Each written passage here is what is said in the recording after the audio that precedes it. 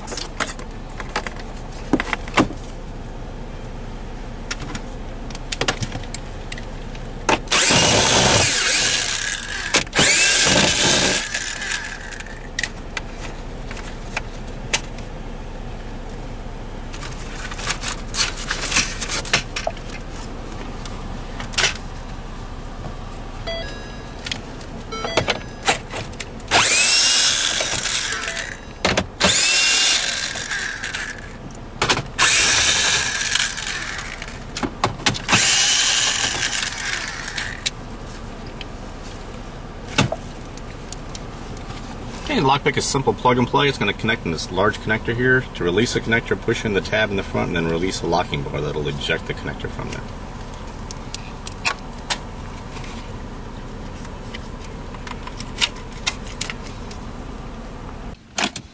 Okay, now we're going to connect the lockpick harness.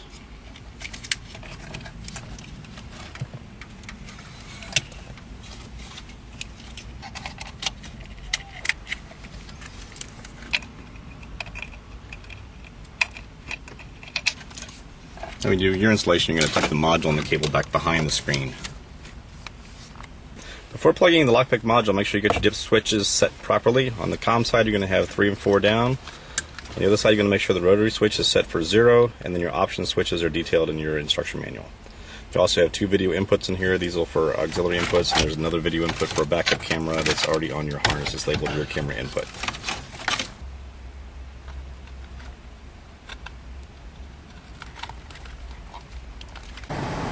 The operation of the lockpick and the Taurus is very simple. We're going to use two buttons on the steering wheel. It's going to be the hang up button and the voice button. The hang up button, if you hold it for 3 seconds, that's going to enable the video input. In this case, it would be the factory rear view camera or an aftermarket if you've installed one. The bottom button here, your voice, is going to be your override button. If you hold that one for 3 seconds, it's going to turn on the override, allow your AV input jacks to work while in motion. The reverse will turn it off. Just hold it for 3 seconds, you get 2 beeps that lets you know it's off. Same thing with this button here. I'll demonstrate the video function by pressing the hang up button. We'll hold it for 3 seconds. 1, 2, 3. In this case, it's going to enable the factory backup camera, and this will work in any gear here. I can toggle to the other input using the voice button.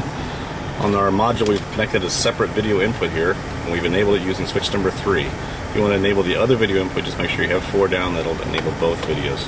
We'll toggle to it using the voice button. And that's going to show us our movie that we have playing currently from our iPhone. Pressing the button again will give us the factory rear camera back again, and then holding the hang up button for 3 seconds turns the whole function off. I'll say the same function is for the override button here. Just pressing this down, hold it for 3 seconds where you have an AV input plugged into your factory jacks, and it'll enable those while in motion. Hold it for 3 seconds, turns it back off again. Very simple. There's also a function built into the lockpick to enable a front camera, and it can turn on automatically while the vehicle is in drive. This is a simple setting using the shifter control and your steering wheel buttons. You can enable that. What that'll do is allow the front camera to turn on while in motion and less than 7 miles per hour. So whenever you're parking, you'll automatically get a front view. Because you remove the connector from the back of the screen, whenever you plug it back in and do your reassembly, it might take up to 30 seconds for the screen to turn back on again. So it'll remain black just like this for up to 30 seconds before you get the word sync across the top, and then you get a bar graph across the bottom as it reboots. This is normal. This is the view you'll see, and say there'll be a bar graph that pops underneath the bottom here, and it will, when it gets to the end, it'll probably hang for just a second or so, and the screen will completely reboot. Just be patient. And reassembly is just a reverse of the earlier process. We'll demonstrate here.